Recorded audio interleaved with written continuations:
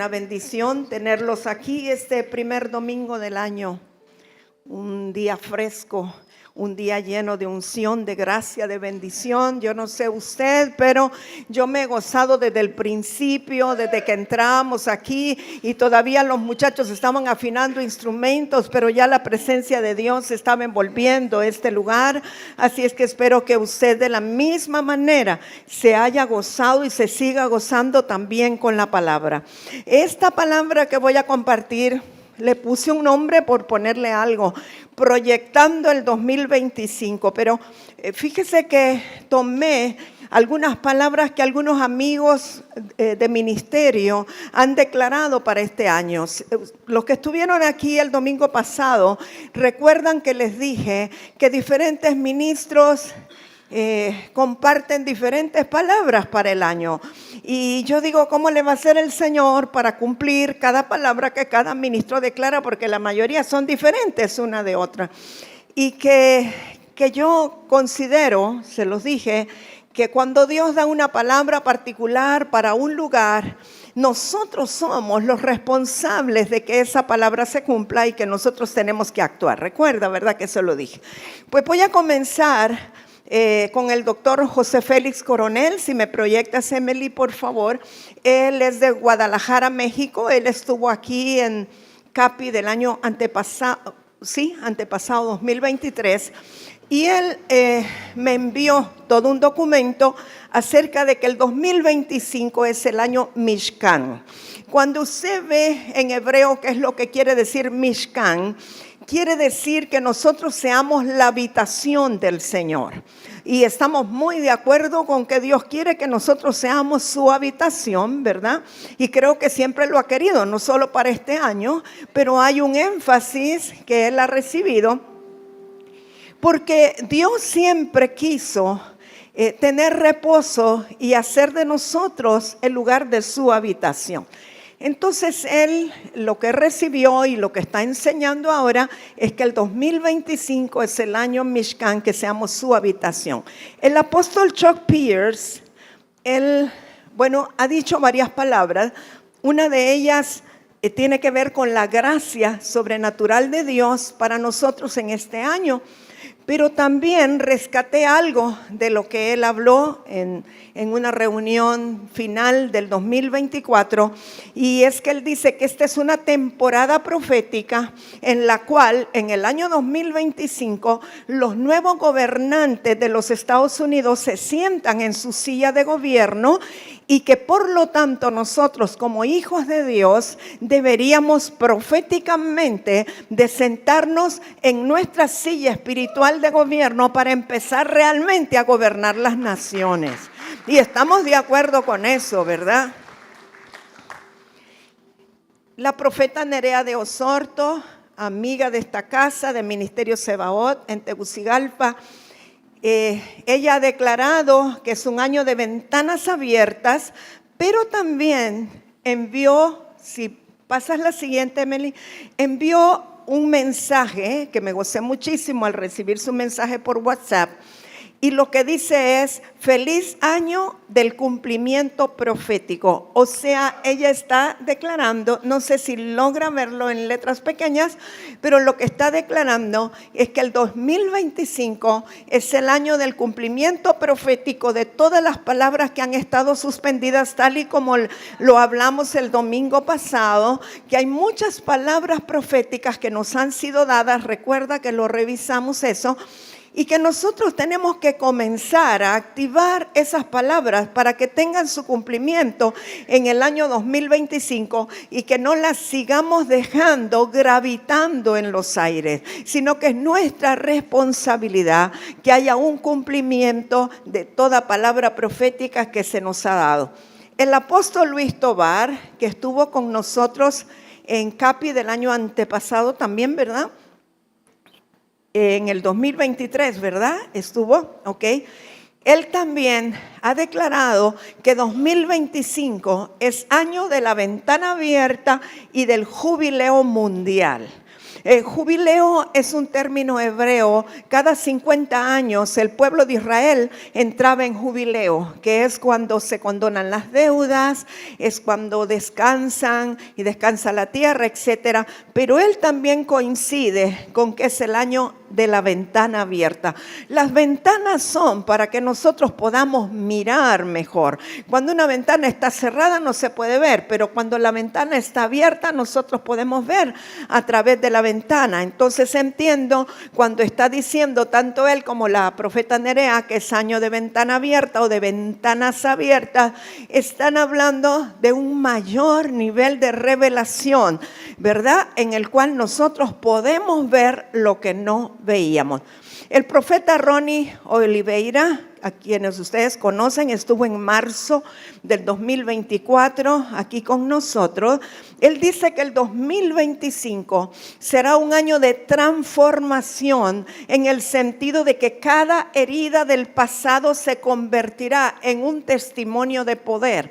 Esto yo lo encuentro muy, muy interesante porque muchas veces nosotros nos aferramos a las heridas del pasado para seguir siendo víctimas, como para que la gente nos justifique por nuestros errores.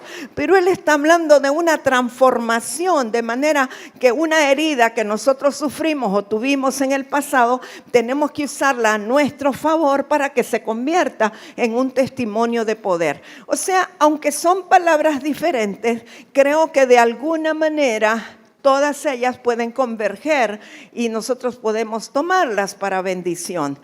El apóstol Rodolfo Rojas de Suecia, él está en Suecia, vive en Suecia, dice que el 2025 es el año de diseños de activación y multiplicación. Él es un varón de Dios, el Señor lo llevó a Suecia y está en Estocolmo. Y ellos tienen una visión muy clara de multiplicación, de crecimiento, de consolidación de la gente. Y entonces está declarando este año como nunca antes un año de diseños, de activación de la visión y multiplicación del número de convertidos a nivel del mundo, ¿verdad? El apóstol José Luis Álamo, él me mandó todo un escrito de las citas bíblicas que Dios le había dado. Y en resumen, lo que dice es que el año 2025 será un año de la manifestación de la gracia de Dios a nuestro favor. Y que la gracia y el favor de Dios van a operar a través de nuestra vida y en nuestra vida. También el apóstol Chuck Pierce también está hablando de los niveles de gracia sobrenatural, o sea que convergen, ¿verdad?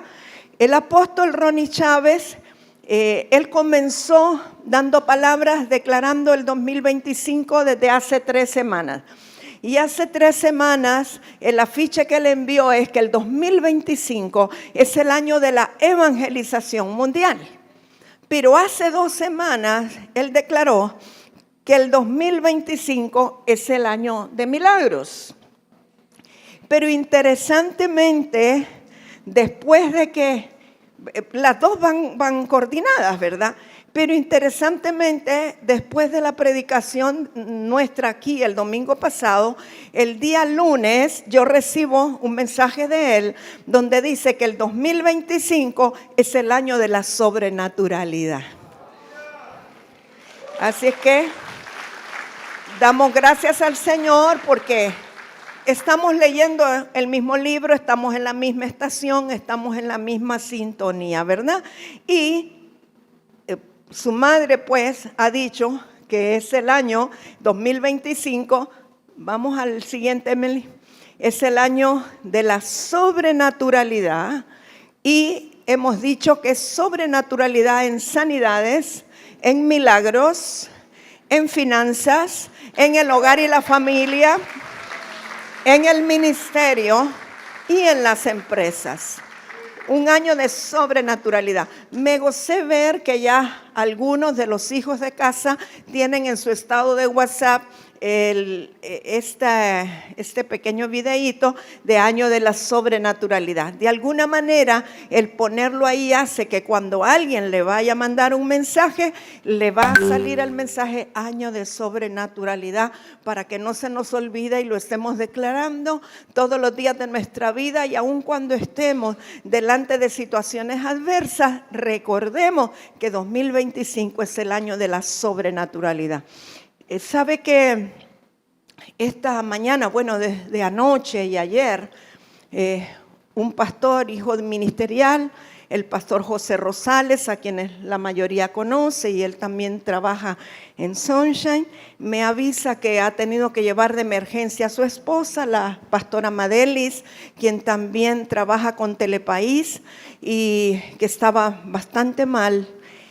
Y anoche tuvieron que intubarla, está en cuidados intensivos. Y él me decía esta mañana: perdón, madre, que yo no entiendo mucho los términos médicos, solo sé que se complicó. Y le dije: no te preocupes, aunque no entiendas, nosotros creemos igual que es el año de la sobrenaturalidad y que veremos a Madeli salir de esto en el nombre de Jesús. Pero algo que el Señor me decía es que no nos extrañemos que comencemos a ver casos complicados y difíciles que es necesario que ocurran para que nosotros mostremos que realmente estamos creyendo en la sobrenaturalidad de Dios y que se pueda dar un testimonio vivo de que Dios actuó de una manera sobrenatural. A veces es fácil declararlo con la boca, decirlo, pero es otra cosa cuando se ha experimentado, y sobre todo cuando hay una situación de vida o muerte, poder creer que el poder sobrenatural de Dios está allí operando y poder decir: fue el Señor el que lo hizo. De lo que sé, tuvo un paro cardíaco, la tuvieron que intubar, pero está estable y creemos que irá prosperando en el nombre poderoso de Jesús, y que nosotros seguimos declarando la sobrenaturalidad de Dios en la vida de Madelis Coca de Rosales, en el nombre de Jesús. Bueno, quiero mencionarle ingredientes para que se cumpla lo que estamos declarando, o sea, la sobrenaturalidad de Dios. ¿Qué ingredientes necesitamos? Porque no solamente es de hablarlo, de decirlo, hay ingredientes que tienen que estar presentes. El primero es una fe inconmovible para recibir lo sobrenatural. Lo sobrenatural no se puede recibir con la mente ni con el razonamiento. Lo sobrenatural tiene que recibirse en el espíritu, en el corazón, y para eso se requiere una fe inquebrantable.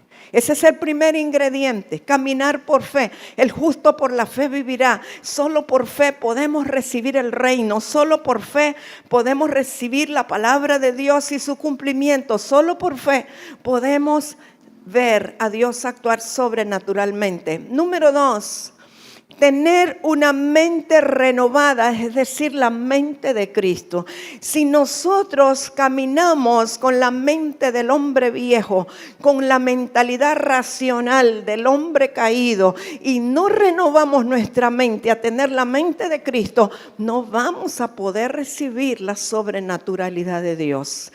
¿Cómo es que nosotros nos renovamos? Bueno, hemos dado muchas prédicas sobre la renovación de la mente. Han tenido hasta todo un seminario, ¿verdad?, de varios meses de la renovación de la mente.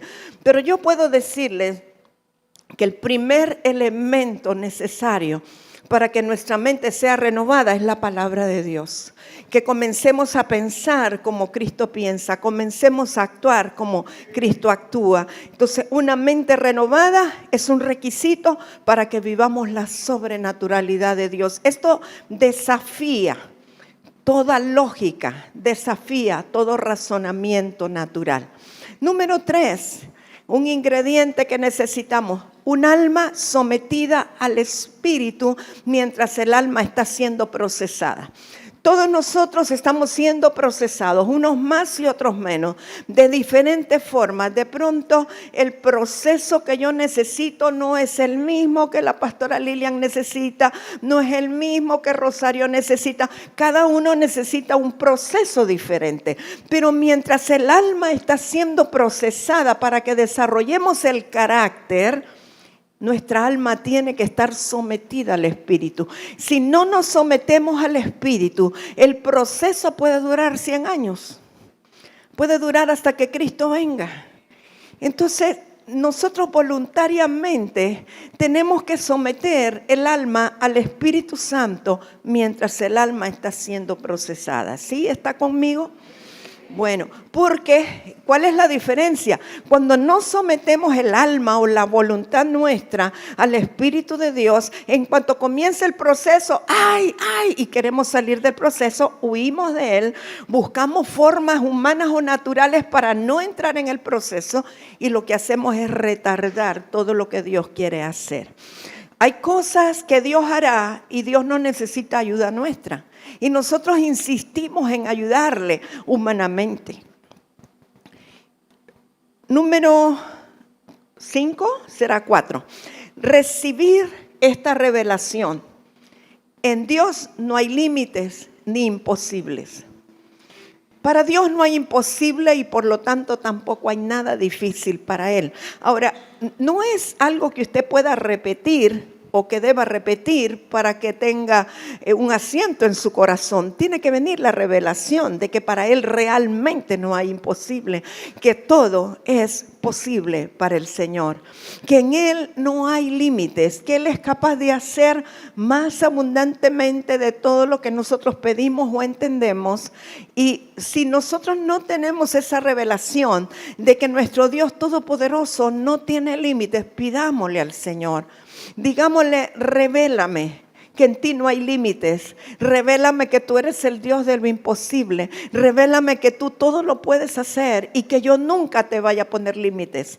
Porque a veces pensamos, y aunque no decimos le voy a poner un límite a Dios, pero a veces pensamos, creemos o compartimos de que Él puede sanar un dolor de cabeza, Él puede sanar un dolor de rodilla, pero cuando el diagnóstico es cáncer, como que lo pensamos 2 veces, como que para Dios fuera más difícil sanar un cáncer que un dolor de cabeza, pero para Dios es exactamente igual. Él es el Dios Todopoderoso, en Él no hay límites, en Él no hay restricciones. Él puede lo mismo levantar un muerto, que limpiar un cáncer, que sanar un diabético, que sanar un hipertenso. Para Él no hay absolutamente ningún límite, pero necesitamos ensancharnos y recibir esa revelación, porque sin revelación no podemos caminar en esa verdad. Puede estar escrito, podemos decir que es así, pero si no es revelado, no viene el alumbramiento de la palabra a nuestra vida, a nuestro corazón. Necesitamos todos, para poder vivir en el plano de lo sobrenatural, ser libres del temor al fracaso y del temor a la muerte. ¿Cuántos aquí temen la muerte? Unos, 2 se atreven a... Yo creo que la mayoría le tenemos miedo a la muerte. ¿Sabe por qué le tenemos miedo a la muerte? Porque la vida después de la muerte es algo desconocido para nosotros. Y el ser humano siempre tiene temor a lo desconocido. Si nos fuera revelado lo que implica esa puerta de ir a lo desconocido, no tuviéramos temor. Pero tenemos temor la mayoría. Y entonces necesitamos entrar en una relación tal con Dios que podamos entregarle el temor al fracaso, el miedo al fracaso y el temor a la muerte. ¿Por qué? Porque el temor al fracaso nos impide empezar un emprendimiento, nos impide iniciar un nuevo negocio, nos impide un proyecto, hacer un proyecto. Si desde el principio estamos pensando que vamos a fracasar o que quizá no va a funcionar, ya abortamos el proyecto desde antes de iniciarlo. Así que necesitamos ser libres de ese temor antes de sentarnos a escribir los proyectos. creyendo que cuando escribimos el proyecto y lo levantamos delante de Dios es sí y es amén, tenemos su aprobación. Pero también en el caso de enfermedades o de situaciones que se dan, tenemos que renunciar al temor a la muerte y saber que para el Señor es lo mismo sanar lo que sea. Y es lo mismo alguien que tiene un cáncer a que tiene 2 o que tiene 3, o que le digan que es estadio 4, que es estadio 1, para Dios es lo mismo. No hay ninguna diferencia. Yo recuerdo cuando a mí me dijeron, bueno, primero recibo la palabra de que Dios me va a dar un hijo, pero el médico me dice, usted está loca, eso es imposible, y bueno, tiene muchas adherencias, pero vamos a probar una implantación de huevos fecundados in vitro, pero para eso su esposo tiene que hacerse análisis. Y cuando me entregan los resultados que mi esposo era estéril, entonces era como para echarse a llorar y decir, eso es un imposible, la palabra fue mentira, el médico dice que yo no puedo y él tampoco puede. Pero no, cuando vives en una dimensión de fe, tú tienes la capacidad aún para decirle a Dios, que fue lo que le dije, Señor, sé que eres el Dios de milagros y entiendo que te da lo mismo hacer un milagro que hacer 2. Y Dios lo hizo. Dios lo hizo, pero necesitamos sacudirnos de esa mentalidad que le pone límites al Señor. Tenemos que, hablando de los proyectos de familia, darle a la familia el tiempo y la prioridad necesarios. Cuando nosotros nos convertimos al Señor y sobre todo si nos volvemos apasionados del Señor y sobre todo si sabemos que tenemos un llamado ministerial en el Señor, tenemos la tendencia de poner a la familia en segundo plano y poner el llamamiento ministerial en primer plano. Eso es un error. La familia está antes que el llamamiento ministerial. Obvio que Dios está primero, pero estoy hablando de compromisos ministeriales o eclesiásticos. La familia está antes. Entonces necesitamos establecer un orden claro en nuestra mente y en nuestra vida para que la familia ocupe el lugar que tiene que ocupar de acuerdo al ordenamiento de Dios. Cuando le damos su lugar a la familia, vamos a poder ver los efectos de una familia en armonía, de una familia que conoce al Señor, y no importa cómo estés viendo en este momento a tus hijos, no importa que te parezca que andan los más perdidos del mundo, si tú le diste un buen ejemplo, si estableciste una buena semilla en su corazón, llegará el momento, y te lo digo y te lo garantizo, en que tú vas a ver a tus hijos arrepentidos delante del Señor, sirviéndole a Él de todo corazón. Tú tienes que ser fiel a Dios, pero no puedes descuidar tu familia. Lo digo por aquellos que tienen proyectos familiares para este año.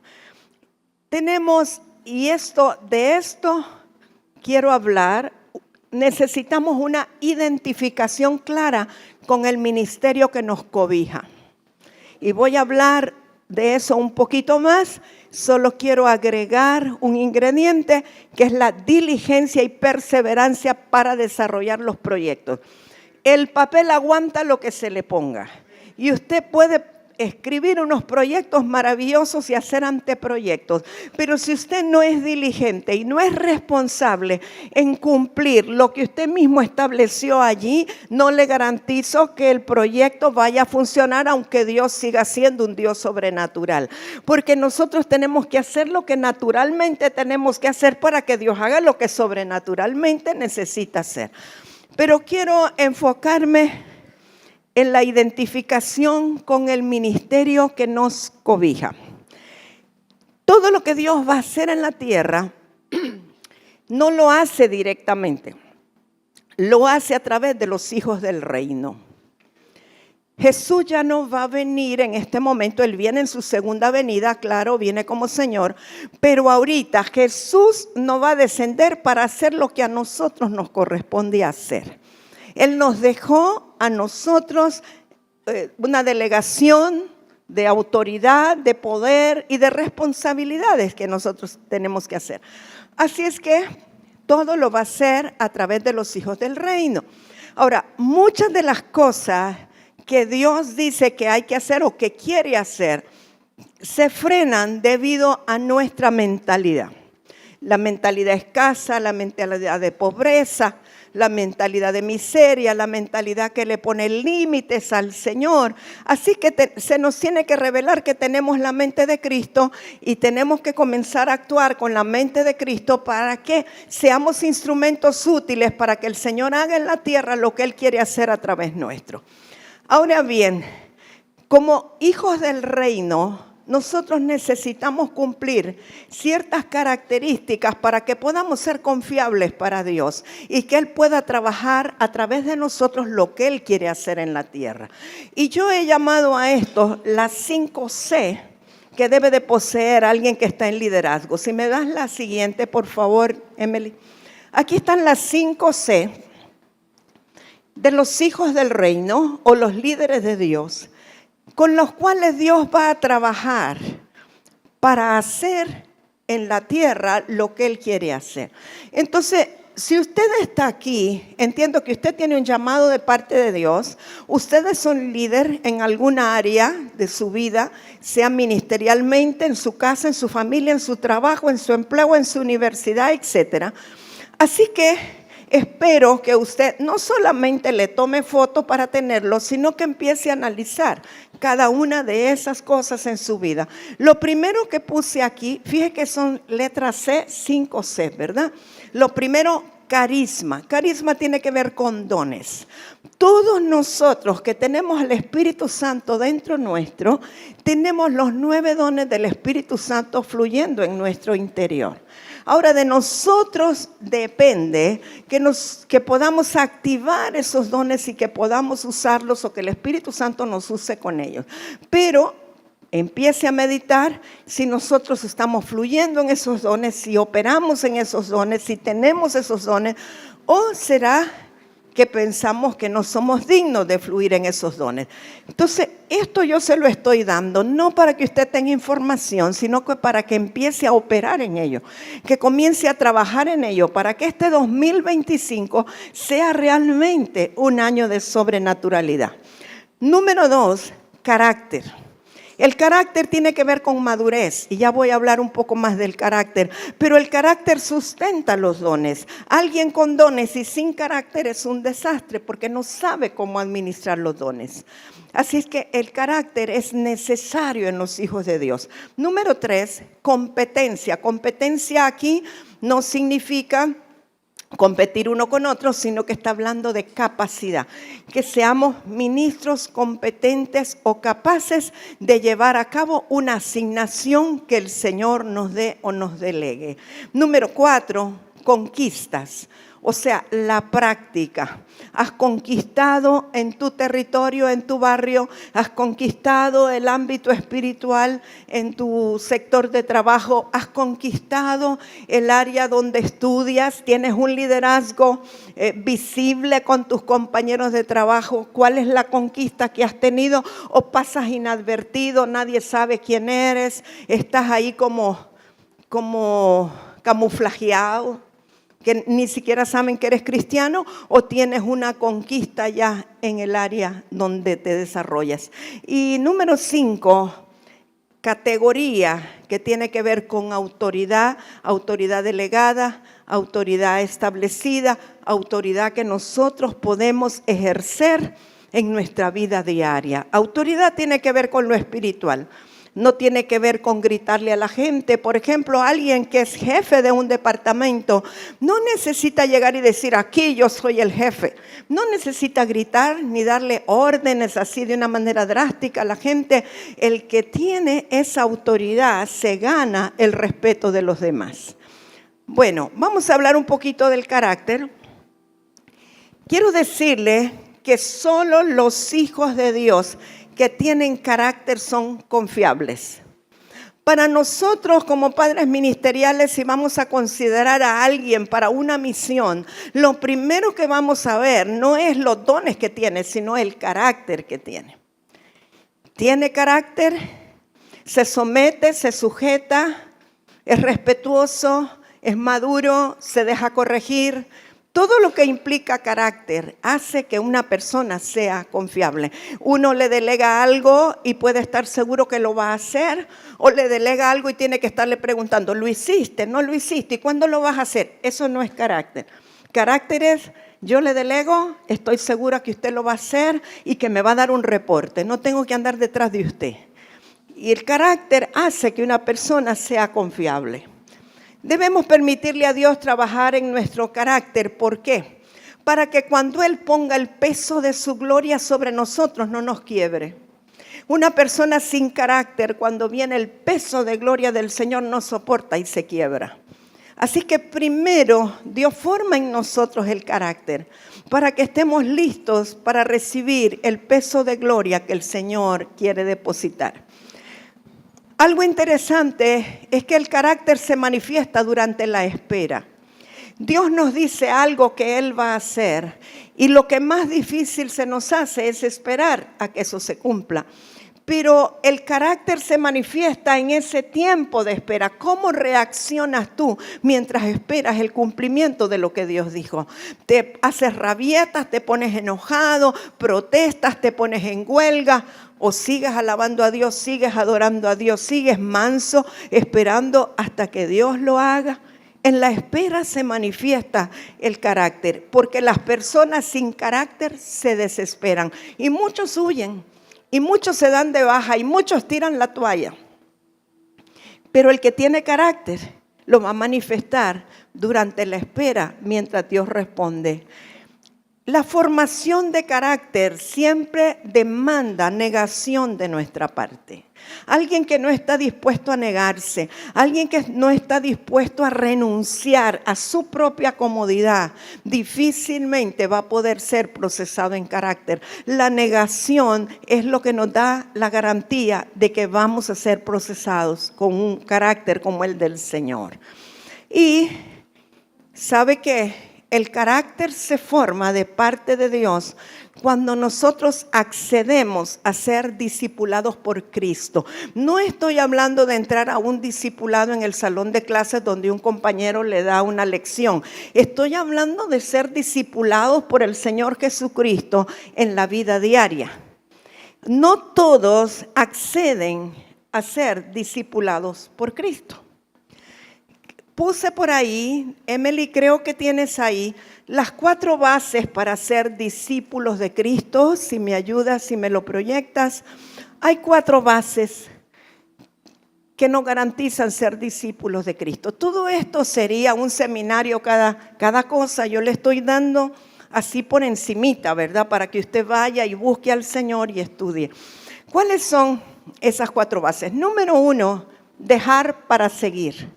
Nosotros vemos cómo los discípulos del Señor, cuando Él los llamó, les dijo que dejaran todo. Y ellos dejaron las redes, dejaron las barcas, dejaron los peces. El otro dejó la mesa de cambios, el cobrador de impuestos. Y lo dejaron todo y siguieron al Señor. Eliseo dejó la yunta de bueyes y siguió a Elías para seguir al Señor. Cuando Dios nos llama a una misión particular de Él, necesitamos dejar aquello que nos estorba para seguirlo a Él. Dejar nuestra comodidad y dejar aquellas cosas que nos pueden impedir seguir al Señor. Y alguien puede decirme, no, pero es que eso es para los ministros. No, yo creo que eso es para los discípulos de Cristo, punto. Después, según nosotros respondamos como discípulos, el Señor va a manifestar su llamado en nosotros. Pero lo primero es dejar para seguir y lo siguiente es seguir para servir. Nosotros seguimos al Señor porque queremos servir al Señor, no porque queremos ser engrandecidos nosotros, ni que nuestro nombre se ponga en una pizarra o se ponga en letras mayúsculas, sino que para servirlo, porque servir al Señor es lo más grande que puede haber. Ahora, no servimos para ser grandes, sino que ya el servicio es una grandeza. Entonces servimos porque Él merece ser servido y porque Jesús vino a servir y no a ser servido. Y nosotros seguimos al Señor para servirlo a Él en lo que Él diga que hay que hacer. Porque algunos están dispuestos a servirle en cosas que son relevantes o que son visibles, pero no están dispuestos a servir en lo que se necesita. Y el Señor quiere el servicio en lo que se necesita. Así que seguimos para servir y vivimos para dar. El Hijo de Dios que está siendo discipulado por Cristo tiene que entender que nosotros no vivimos para recibir, sino que vivimos para dar.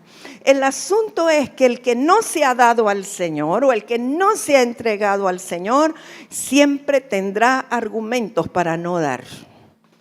Ay, es que no saben que yo lo que recibo solo me ajusta para comer solamente. Siempre tendremos argumentos para no dar. Eso es porque no se ha dado completamente. Yo siempre he entendido que el que se entrega a Dios, el que entrega todo lo que Él es al Señor, lo de menos es entregarle la cartera.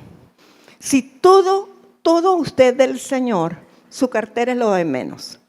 Hay cosas que valen más, como la vida, como los hijos, como la familia. Todo es de Él, todo es de Él.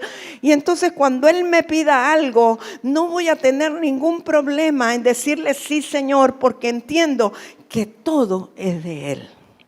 A veces cuando recién acabamos de adquirir algo, un bien material, se nos hace difícil pensar que Dios nos lo pudiera pedir. Ahora imagínense a Abraham, que Dios le pidió a su hijo y él no se lo rehusó. Por eso fue llamado amigo de Dios y padre de la fe, porque no le rehusó nada al Señor. Ahora, imagínense, nosotros limitamos tanto al Señor que cuando logramos alcanzar algo es como que, ay, esto es mío, que no me lo vayan a quitar, no me lo vayan a pedir. ¿Sabe? Hay hermanos que le oran tanto a Dios por un carro y cuando tienen el carro no le dan jalón a nadie, le echan polvo en la calle o lodo, lo que sea. Porque no están pensando que el carro se los dio el Señor para servir. Mucho menos que le diga, y me lo prestaría, hermano, para que lo maneje alguien durante Capi. No, es nuevo, no, el seguro no cubre, mire. Pero solo el que no se ha entregado totalmente al Señor es el que tiene argumentos para no dar. Entendamos que todo es del Señor, nada es nuestro.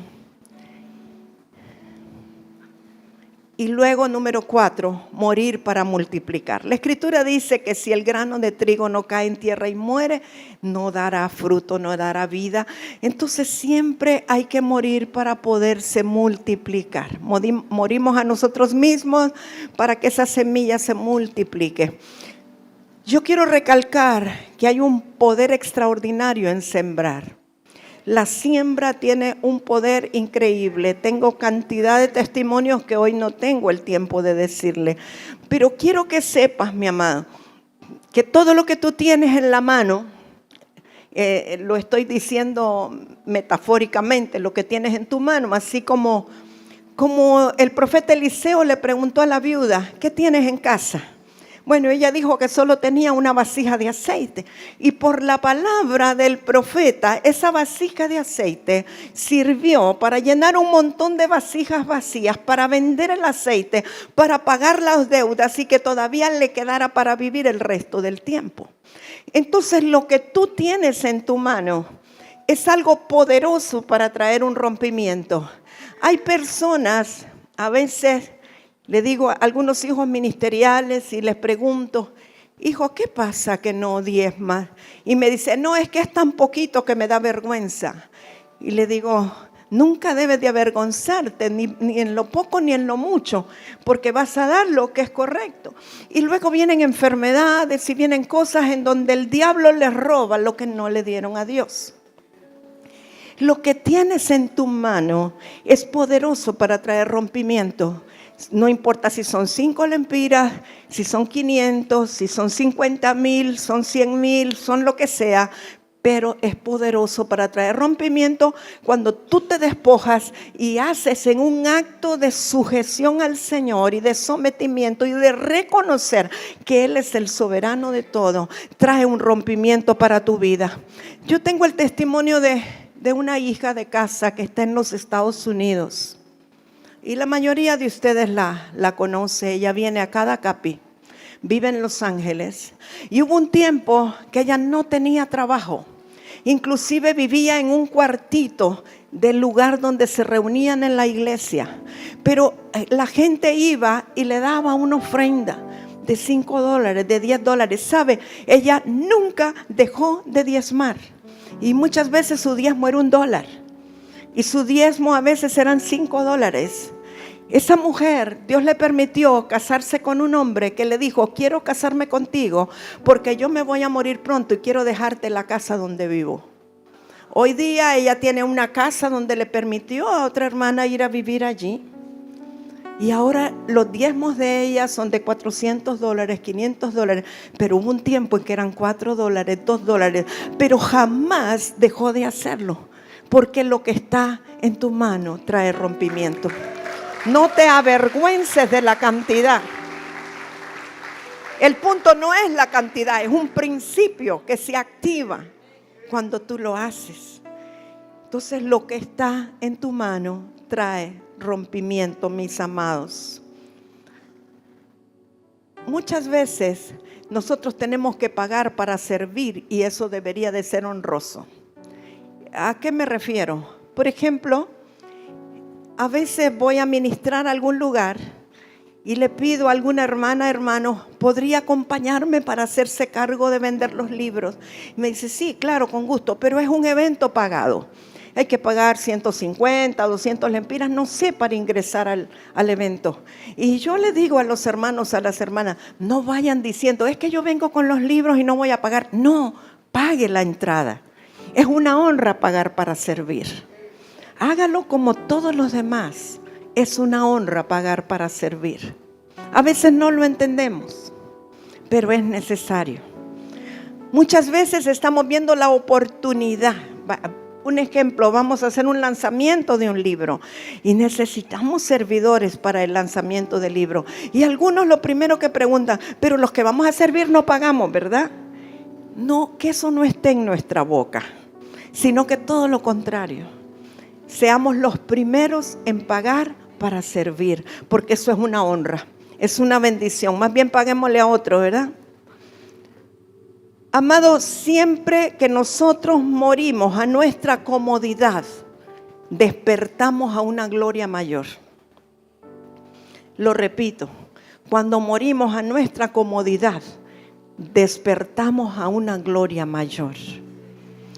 A veces no queremos morir a la comodidad. Cuesta morir a la comodidad, pero es porque no entendemos o no tenemos la revelación de que cuando morimos a la comodidad, el despertar va a ser glorioso, una gloria mayor. Es fácil estar cómodo en nuestra casa con todas las comodidades que Dios nos ha dado, pero siempre hay una gloria mayor cuando morimos a la comodidad. Ahora que íbamos a Argentina, los pastores que nos iban a recibir me dijeron con claridad: mamá, pero no tenemos para pagarle hotel, pero podemos acomodarlos en la casa de mi mamá. Y ya me empezó a decir, le dije: está bien, no hay problema. Era morir a mi comodidad. No iba a tener las comodidades que tengo en casa. Yo lo sabía, pero sé que cuando lo hacemos y lo aceptamos, la gloria va a ser mayor. No rehusemos morir a nuestra comodidad para servir al Señor, porque vamos a despertar a una gloria mayor. Morir al yo, dije, es la clave de toda multiplicación. No quiero llenarlos de mucho, aunque me entregaron a las 11:30 y debería tener 15 minutos. Gloria a Dios. Bendito sea mi amado hermano Javier. Hablábamos con mi esposo el otro día, hay que abrirle la oportunidad a los hijos de casa de que si la palabra les bendice, la puedan sellar y puedan ofrendar otra vez. Gracias por ser dirigido por el Espíritu. Amados, aunque somos hijos de Dios, todos necesitamos ser parte de una visión. No somos entes que andan de arriba para abajo sin ton ni son. Necesitamos estar encausados en una visión ministerial, estoy hablando. Es necesario que amemos el llamado de la casa a la cual pertenecemos.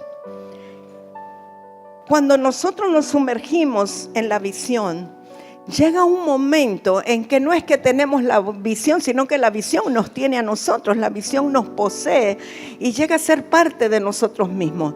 Ahora, Dios le da la visión a los padres ministeriales de la casa y eso es necesario que lo entendamos. Y los padres de la casa tienen que trabajar la visión con hijos maduros que tienen la genética correcta y tienen el carácter o están siendo formados en carácter. Quiero decirle, hay hijos adoptivos que no poseen la genética de los padres, pero hay hijos adoptivos que vienen y dicen: yo renuncio a todo lo que tenía y lo que sabía, yo quiero empezar de nuevo. Entonces no tiene que ver con que hayan nacido bajo uno, que hayan sido adoptivos, que hayan venido después. Tiene que ver con la docilidad del corazón para aceptar la visión que los cobija. Y algo importante es entender que el manto que te cubre es el manto que te imparte, pero es el manto que te asciende. Tú vas a llegar tan alto como el manto que te cobija. Por eso es importante saber bajo qué manto estamos. Y necesitamos entender lo que representa y lo que significa la visión ministerial. Yo no sé, yo quisiera preguntar y no me tiene que responder. ¿Cuántos han entrado a la página web de Muna Internacional y han leído la visión y la han estudiado y la conocen? No quiero que me responda porque sé que la mayoría me va a decir que no. Y sabe que antes en uno de los discipulados de casa teníamos, y creo que era de los primeros, una de las lecciones era conocer la visión de la casa. Y entiendo que hoy día muchos no la conocen. Entonces, usted no puede ser efectivo en una casa donde no conoce la visión y donde no sabe para dónde va. Y esto tiene que ver mucho con lo del año de la sobrenaturalidad. Porque, ¿sabe? Hay hijos incondicionales que esos nos permiten un mayor nivel de transferencia. ¿Qué quiere decir? Un hijo incondicional es aquel que cuando uno le pide algo nunca dice no. Siempre está dispuesto. Esas personas que siempre están dispuestas tienen un corazón abierto y receptivo para poder impartirles y poder transferirles más fácilmente. El que siempre encuentra excusas no puede ser transferido o impartido tan fácilmente. Entonces es necesario que nosotros entendamos cuál es la visión ministerial para que podamos en base a eso declarar un año de sobrenaturalidad. Ahora, ¿cuáles son las características de un hijo maduro? No sé si lo tenemos, Emily, pero las características son que un hijo maduro ama el reino más que a su vida. Un hijo maduro, un hijo con carácter, ama el reino más que a su vida. Un hijo maduro ama la visión de su casa ministerial más que su comodidad. O sea, si sabe que hay una necesidad en la casa, que hay que hacer algo, va a dejar a un lado su comodidad para ir y servir. Ama a sus padres ministeriales o a su paternidad más que su propia voluntad. ¿Qué quiere decir? Si en su voluntad quisiera hacer tal o cual cosa, pero los padres le piden que hay que hacer otra, va a amar a su paternidad más que a su propia voluntad. Le voy a decir cuál es la diferencia entre un hijo maduro y un hijo niño o inmaduro. Mire, el hijo maduro discierne, piensa y después habla. Le repito, un hijo maduro discierne, piensa y después habla. Un hijo inmaduro habla, después piensa y si acaso después discierne. O sea, de los que hablan y después piensan. Entonces, sabiendo que un buen hijo tiene el potencial de ser un buen padre, y creo que todos queremos eventualmente serlo si Dios nos llama a serlo, entendamos que tenemos que pasar un proceso, quizá en este tiempo, para que podamos ver la sobrenaturalidad de Dios. A veces yo le he preguntado al Señor, Señor, ¿por qué no hemos visto todos los milagros que tú dijiste que ibas a hacer? ¿Cuántos años tengo repitiendo lo que tú me has dicho? Que esta es una casa de poder, de autoridad y de milagros. ¿Por qué no lo hemos visto? Y en determinado momento el Señor me dijo, porque no todos están en el mismo renglón.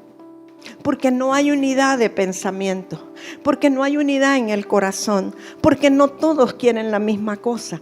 Y entonces, como hoy Dios nos está dando una palabra tan fuerte de que el 2025 es el año de la sobrenaturalidad, he traído esto para que usted piense, para que usted medite, para que usted decida, para que usted discierna qué tenemos que hacer para poder estar bajo la sombrilla que Dios nos ha colocado y estar caminando en la misma dirección o en la misma dimensión. Una de las cosas que Dios nos dijo como ministerio, y siento decirlo ahora, antes de que viniéramos aquí a construir, cuando apenas íbamos a comprar el terreno, Dios me habló y me dijo, me vas a levantar una torre de oración. Y luego vino el apóstol Ronnie y vino Joe Rivera y con él vino Steven Swisher, Franklin Ramírez, y allí todos ellos me dijeron, dice Dios que le vas a levantar una torre de oración. Y entendí que la torre de oración es el ícono de este ministerio, o es lo que lo identifica, es lo que lo representa. Y yo le aseguro que de los que están aquí hay muchos que ni siquiera conocen la torre de oración. No saben dónde está y nunca han subido. ¿Por qué Dios estaría tan interesado en que construyéramos una torre de oración? A Él no le interesa tanto el edificio físico como la torre humana de oración, es decir, gente que esté orando. Pero obviamente es un lugar para que oremos todos por los propósitos que Dios tiene para esta ciudad y para esta nación. Entonces, como ministerio, si están bajo esta cobija, bajo esta cobertura, sería importante que todos se tomen tiempos, por lo menos una vez a la semana, para subir y orar en la torre de oración. No es que tenga nada de mágico la torre, pero sabe que todos los ministros que han venido han dado palabras acerca de la torre de oración y algunos han dicho, esta es una torre de control. Desde aquí se puede manejar el gobierno del país. Y hay palabras tan poderosas que se han dado. Yo recuerdo a un profeta de Costa Rica cuando él vino la primera vez a la torre de oración, cayó postrado, no podía levantarse de la presencia del Señor en ese lugar. Es porque Dios eligió el lugar donde se le ora y se le adora para poner su gloria, para que nosotros podamos recibir allí, para que se active la revelación. Y yo sé que cuando en la iglesia local los convocan a venir, vienen. No espere a que lo convoque el pastor o la pastora. Venga porque el Espíritu Santo de Dios lo atrae. Venga porque usted quiere encontrarse con el Señor y recibir la revelación que Dios tiene para usted en este tiempo. Obvio, tiene que ser obediente a sus pastores, no le estoy diciendo que no lo sea, pero que no sea la única instancia en la cual ustedes vayan a la torre de oración. Sé que Dios tiene cosas grandes, hermosas para nosotros. Cosas grandes, cosas grandes. Cosas grandes tiene el Señor. Mire, repito, los padres reciben la visión de parte del Señor y caminan con hijos maduros, con carácter, para cumplir el propósito de Dios en la tierra. En este caso, los hijos deberían creer que el 2025 es el tiempo en que veremos lo sobrenatural actuando a través nuestro. Los hijos Necesitan lanzarse a experimentar el poder sobrenatural de Dios en sanidades, milagros, finanzas, restauración, ministerio, emprendimientos. Yo espero que usted haya recibido la porción que le corresponde. Los veo muy serios y no es mi intención que estén serios.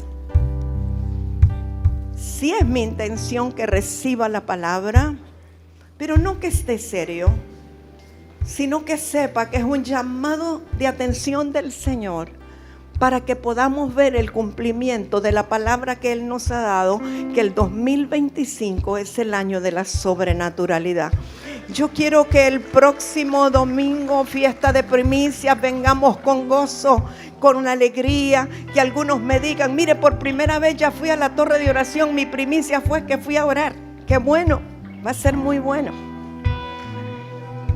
Que ustedes comiencen a inquirir y a indagar y a preguntarle, Señor, ¿cuál es la visión clara que tú diste para esta casa? Yo quiero ser parte. Y yo le voy a decir en pocas palabras lo que Dios me ha dicho para Ministerio Un Nuevo Amanecer. Que debemos de procurar la transformación de las ciudades y las naciones a través de la palabra hablada o escrita y puesta en el corazón de la gente. La palabra es para nosotros una herramienta muy importante. La palabra tiene que ser la insignia en nosotros, pero Dios dijo que seríamos un ministerio de poder y de amor, un ministerio de milagros y de amor. Y yo creo que eso es lo que Dios quiere hacer para el 2025. Póngase en pie, por favor. Quiero declarar la palabra del Señor sobre su vida, no solo ustedes, sino los que están conectados también por internet, hijos que están lejos, que están cerca. En el nombre poderoso de Jesús, Espíritu Santo, te estoy pidiendo que tú actives en el corazón de cada hijo la palabra que hoy fue soltada, que venga una revelación clara, que todos anhelen crecer en carácter, en madurez, que todos anhelen ser hijos maduros, que puedan honrar el manto que les cobija, que les cubre. Venimos declarando, Señor, que lo que tú hablaste, lo que tú dijiste, que el 2025 es el año de la sobrenaturalidad, se cumplirá sin faltar un solo detalle. Sean levantados los hijos, Señor. Sean identificados los hijos, que la insignia sobre ellos sea evidente, sea visible. Gracias, Espíritu Santo. Gracias por cada uno. Yo los bendigo. Declaro una bendición sobreabundante y extraordinaria. En este primer domingo del año, declaro la extremada bendición de Dios sobre sus vidas. Señor, levanta más servidores. Servidores deseosos, Señor, de sembrar en tu reino, servidores que estén dados a ti, que renuncien a su comodidad, pero que reciban de ti toda la recompensa. Yo los bendigo a cada uno de los que sirven en la alabanza, los que sirven en cámaras, los que sirven en sonido, los que sirven en video, en telecomunicaciones, los que sirven en la tienda, los que sirven en el aseo, los sugieres, los servidores, los que colocan sillas, los que mantienen el orden. Para todos y cada uno sea tu bendición sobreabundante. Y te pido, Señor, que les proveas a todos y a cada uno para poder entregar su primicia, lo bueno, lo mejor y lo escogido. En el nombre de Jesús, que ninguno venga con mano vacía, Señor. Amén.